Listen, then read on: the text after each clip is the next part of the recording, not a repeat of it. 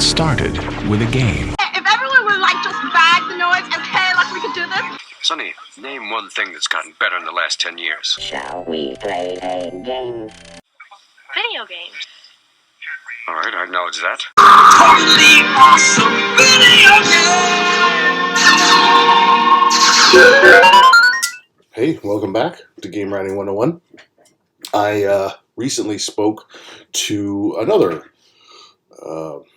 aspiring narrative designer. We did a sort of a Google, video chat, and it was really cool. We talked for a while and gave him the best advice I could, including to watch maybe some videos on this channel. And he was very excited and grateful.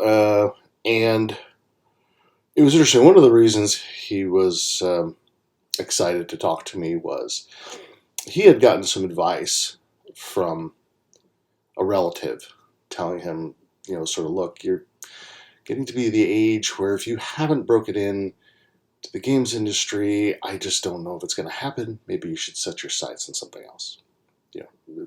Set out of, I'm sure, care and concern and all that. And I asked this person, well, if you don't mind, I may ask you, how old are you?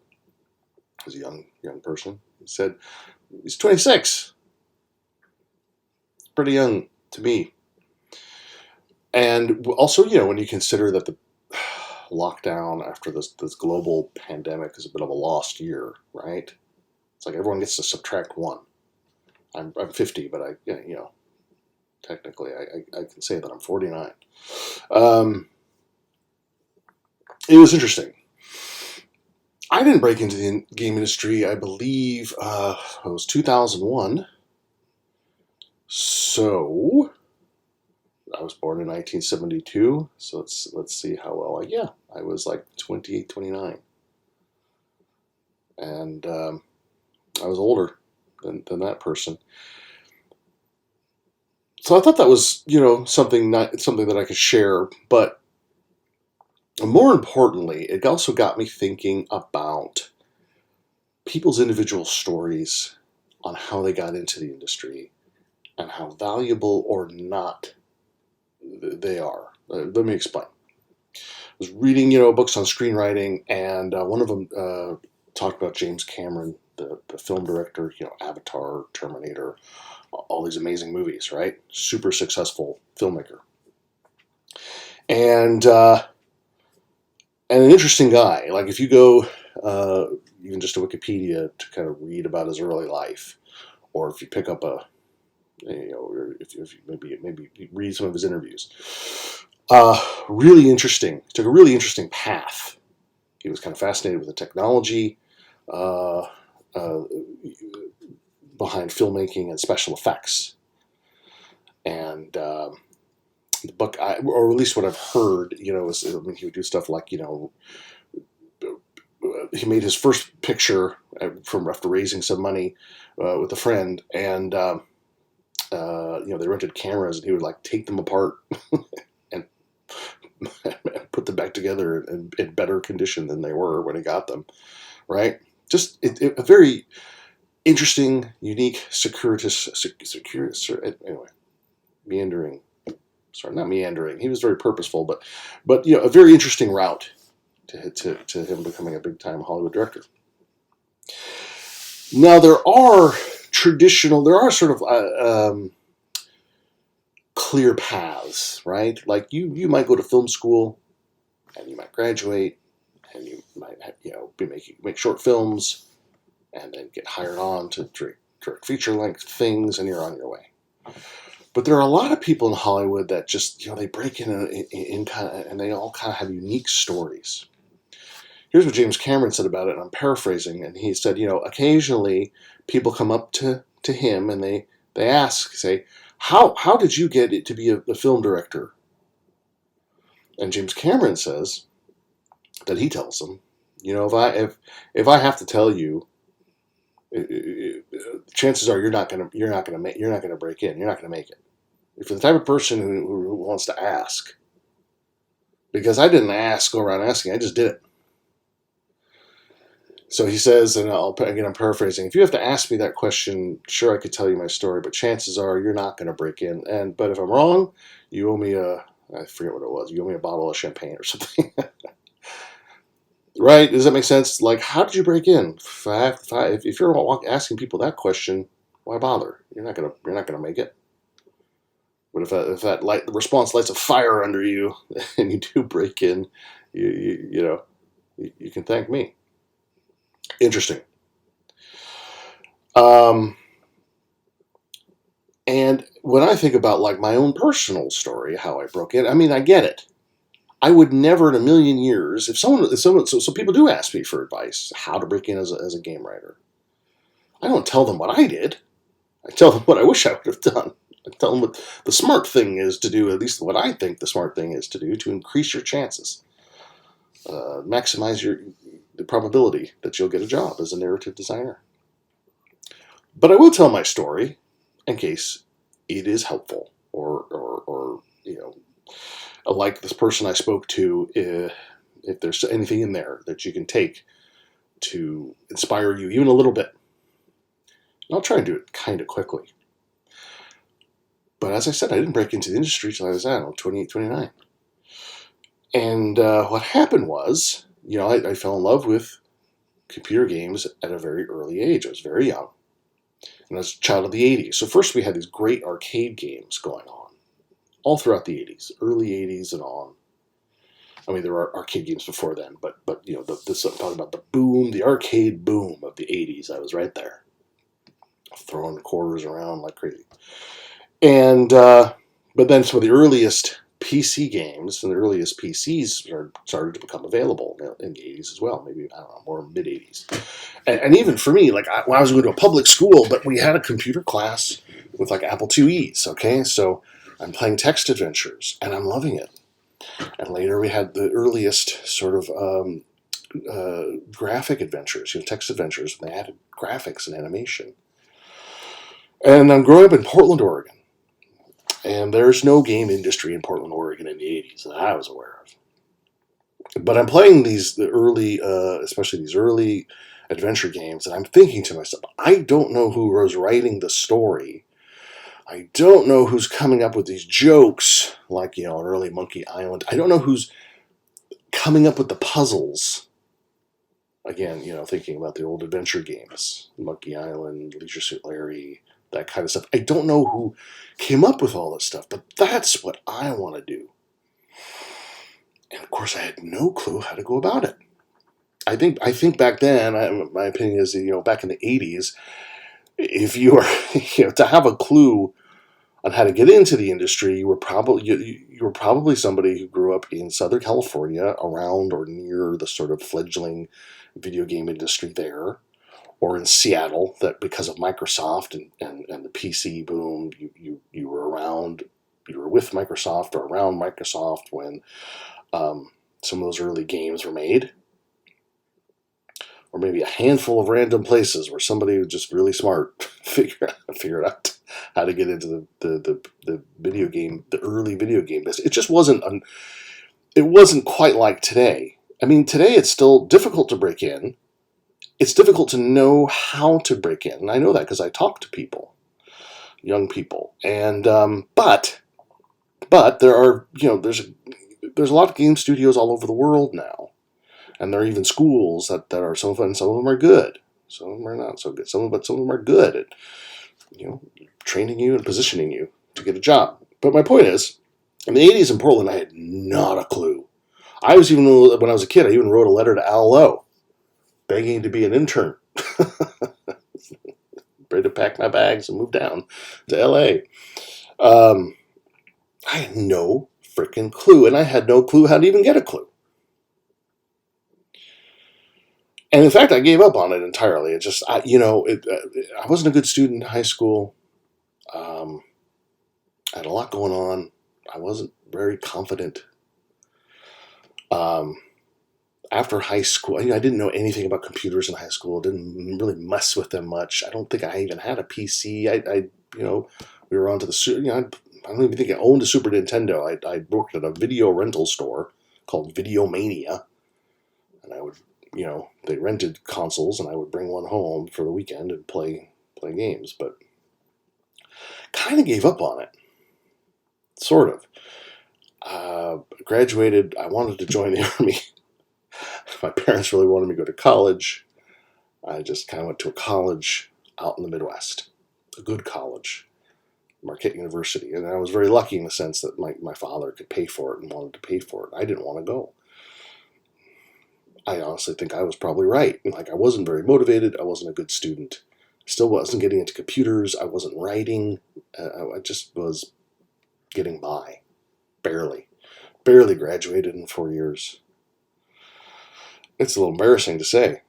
In fact, I remember I got like a C- in one of my last classes, and the teacher's like, "Ed, man, why didn't you tell me? If I knew that you needed this class to graduate, I'd have just given you a C."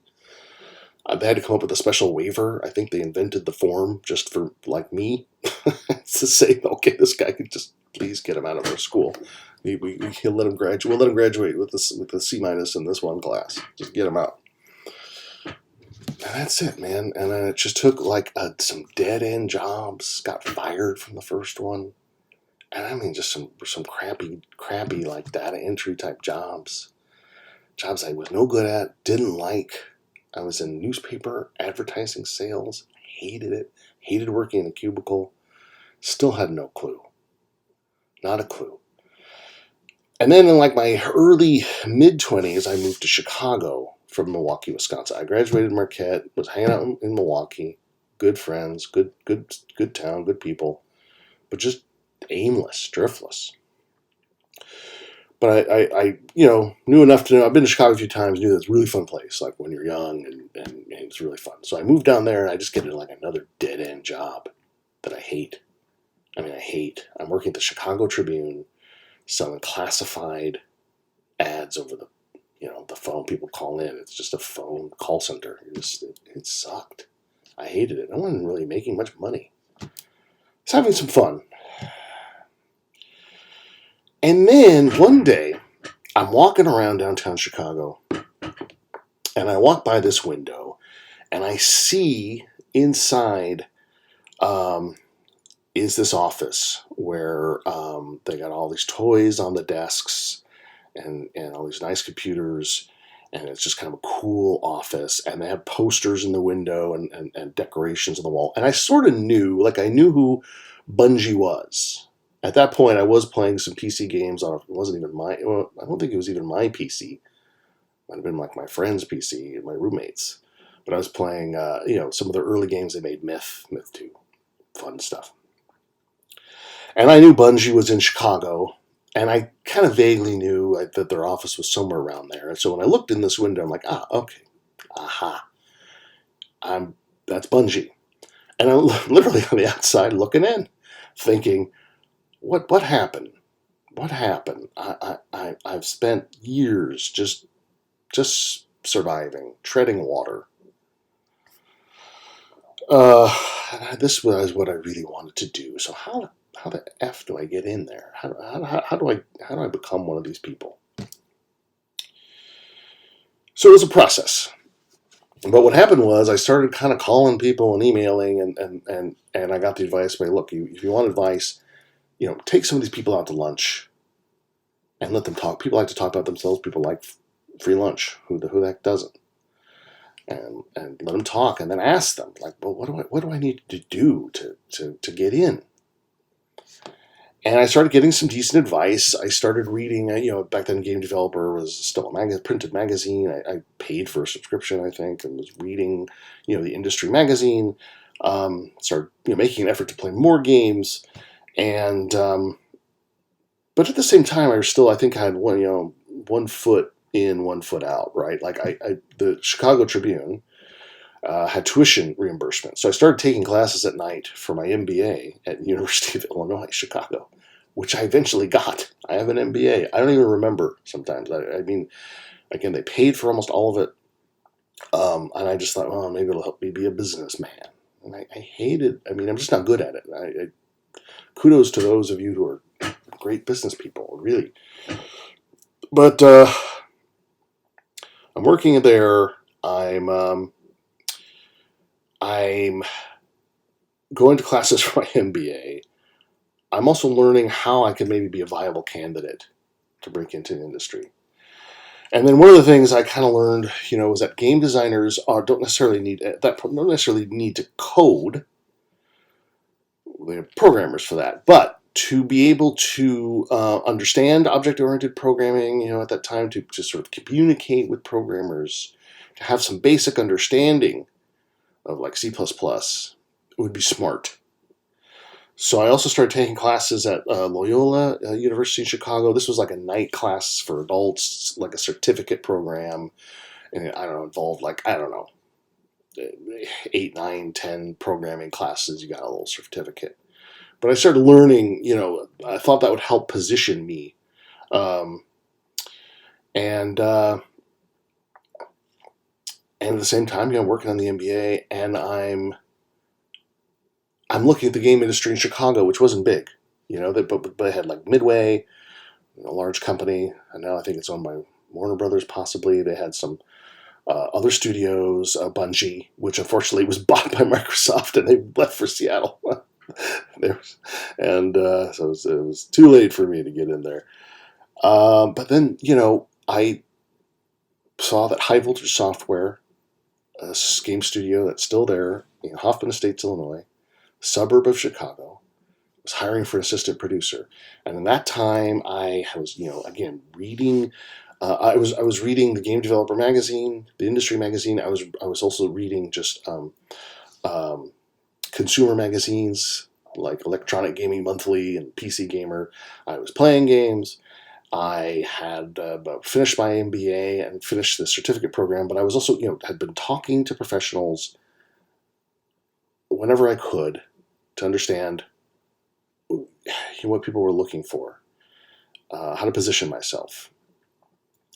Well, High Voltage had this opening for assistant producer, and on paper, I looked overqualified. Really, I didn't know jack shit about shit. But I got the job as an assistant producer. Probably, I had a college degree, I had an MBA, I had a certificate, I had prepared. It looked like maybe I looked overqualified. I don't think that was really true. It wasn't true. But then I got in there and I just worked my ass off. After a year, I was able to weasel my way into a game design role, and working on games, more hands-on. I didn't really love being a producer. It's an awesome profession. It just wasn't for me. I wanted to be creative, so I got to be a game designer, and some games, early games for PS2 and GameCube and the first Xbox. And then, as a game designer, I started doing a lot of writing for Leisure Suit Larry Magna Cum Laude, and it went on from there. I had a good 5-year run at the studio. I got laid off. It happens. Always grateful to High Voltage Software for hiring me. I learned so much there. We did everything in-house: motion capture, programming, art, audio, voiceover recording. They opened up a motion capture studio across the street. I mean, it was amazing. 5 years. Ups and downs, of course. And then being laid off, it was not a great way to end it. But from there, I slowly but surely began to freelance. And it took a little time, but once I really committed myself, it worked out. I started getting more and more clients and bigger projects and better projects. And yeah, here I am. And when I finally got hired, when I got my first day, I do remember it was January 2nd, 2001. That's the day I showed up to fill out my HR paperwork at High Voltage Software, because I'd been hired. So I would have been 28 or 29 years old. A lot of drifting around aimlessly. Now, I don't get me wrong, I could have done things better. I could have been smarter, but I had no mentor. I had no clue. I just didn't. Now, if someone asks me for advice, am I going to tell them go to college for something else, barely graduate, get an MBA that you're never going to use or care about, take some random programming classes, though you don't want to be a programmer? take some shitty jobs you hate, and then around age 28 or 29, get serious about, getting advice? No. That's what I did. I lost like a decade. I mean, I wasn't a total loss. I met my wife in Chicago. But then you can understand. There's how I broke in, which is just, my story. And then there's the way I wish I would have done it, right? Which is maybe go to a creative writing university go to school for creative writing somewhere. Something I really cared about. But I should add that, I didn't graduate from college with any kind of creative writing or anything. I just was like, what's the easiest thing I can do to get out of here in 4 years? And I'm kind of embarrassed by that.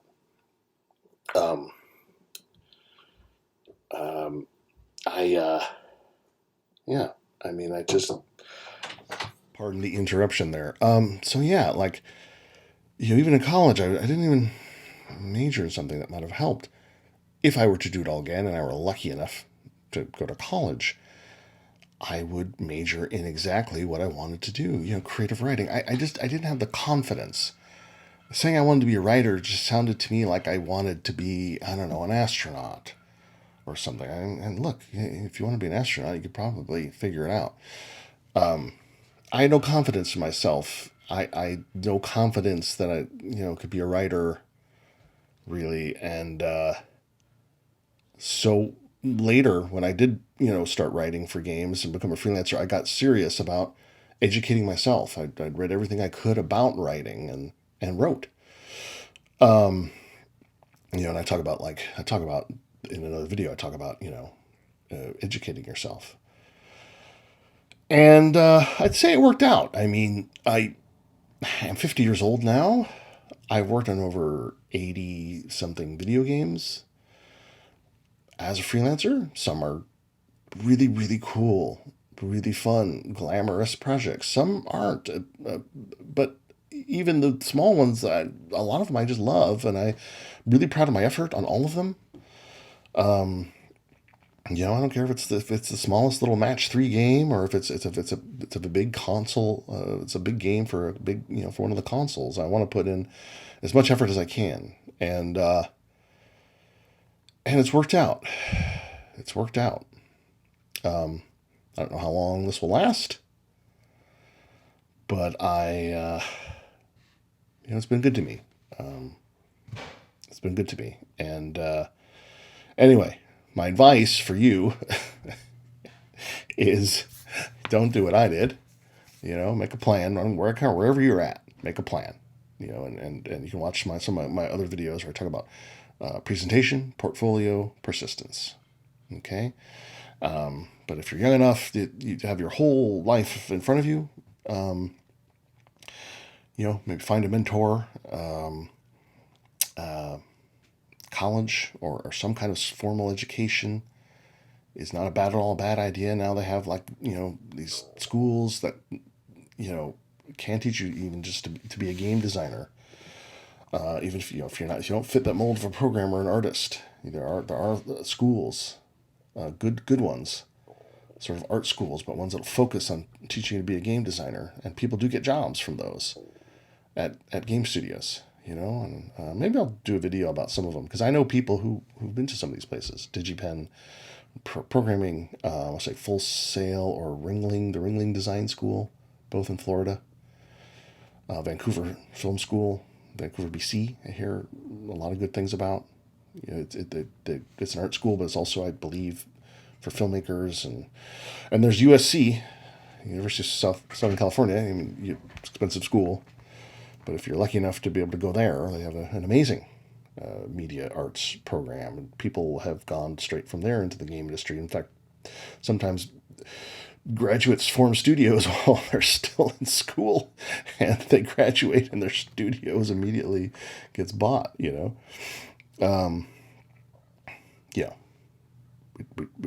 my advice is much different than what I did, which was just to, spend almost a decade being lost and then scrambling to figure it out in my late 20s.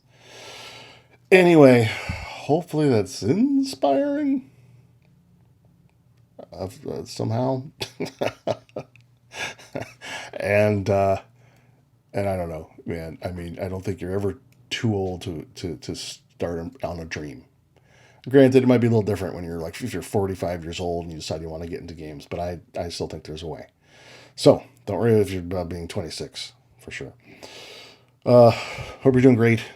Hope these videos are going out there in the world and doing something good. And I'll try and keep making, I don't know, one a week or so if I have something to say. But have a great rest of your day.